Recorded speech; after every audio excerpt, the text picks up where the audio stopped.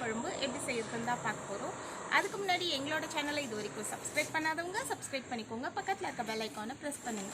அப்போ தான் நாங்கள் போடுற வீடியோ உங்களுக்கு உடனுக்குடன் நோட்டிஃபிகேஷனாக வரும். வாங்க ஃப்ரெண்ட்ஸ், வீடியோக்குள்ளே போகலாம்.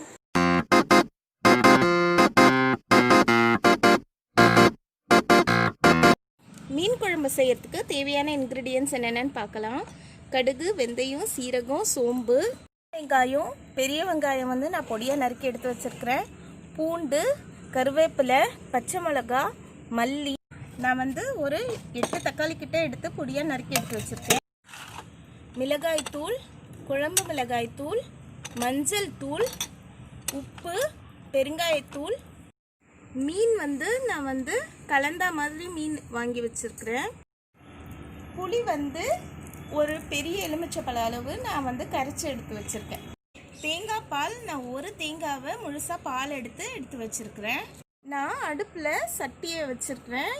சட்டி நல்லா காஞ்சிருச்சு. இப்போது நான் தேவையான அளவு எண்ணெய் ஊற்றிக்கிறேன். நான் கடுகு, வெந்தயம், சீரகம், சோம்பு ஆட் பண்ணிக்கிறேன். இப்போ அதெல்லாம் பொரிஞ்சிருச்சு. நான் இப்போ வந்து சின்ன வெங்காயம் ஆட் பண்ணிக்கிறேன். அதில்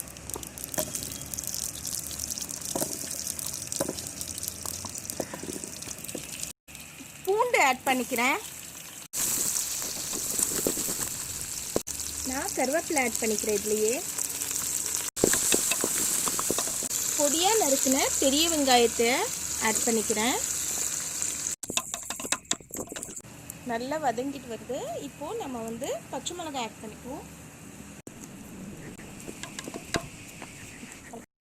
தக்காளி ஆட் பண்ணிப்போம். தக்காளி நல்லா வதங்கிருச்சு. இப்போது நம்ம மசாலா ஆட் பண்ணிப்போம். இதுக்கு மிளகாய் தூள் வந்து 2 ஸ்பூன் அளவுக்கு, பெரிய ஸ்பூன் அளவுக்கு எடுத்துக்கிறோம். மஞ்சள் தூள் ஒரு 3/4 ஸ்பூன் அளவுக்கு எடுத்துப்போம். குழம்பு மிளகாய் தூள் வந்து ஒரு 3 ஸ்பூன் அளவுக்கு நான் ஆட் பண்ணிக்கிறேன். பெருங்காயத்தூள் 1 ஸ்பூன் அளவுக்கு ஆட் பண்ணிக்கிறேன். இதெல்லாம் போட்டு நல்லா மிக்ஸ் பண்ணிடுவோம்.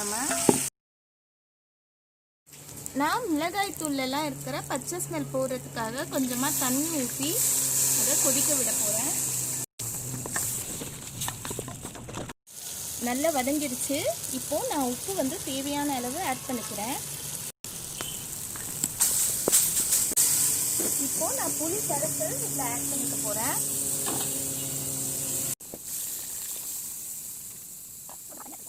குழம்பு நல்லா கொதிச்சுட்டு வருது. இப்போ நான் வந்து மீன் ஆட் பண்ணிக்கிறேன்.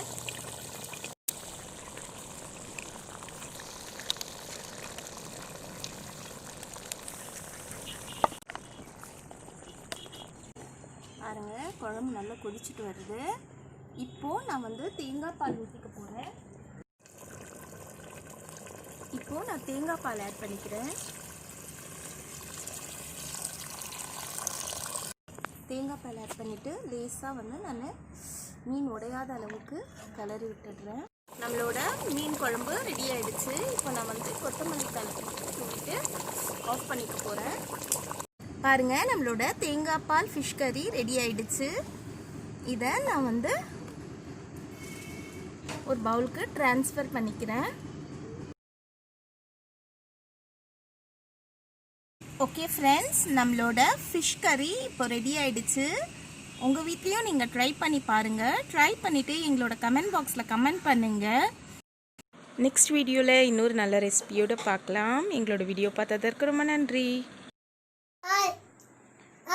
ஹலோ ஃப்ரெண்ட்ஸ், எங்கள் வீடியோ உங்களுக்கு பிடிச்சிருந்துச்சு லைக் பண்ணுங்கள், ஷேர் பண்ணுங்கள், கமெண்ட் பண்ணுங்கள், மறக்காம சப்ஸ்கிரைப் பண்ணுங்கள். பக்கத்தில் இருக்க பெல் ஐக்கானை ப்ரெஸ் பண்ணுங்கள். அப்போ தான் நாங்கள் போகிற வீடியோ உங்களுக்கு நோட்டிஃபிகேஷன் ஆகும். பாய்.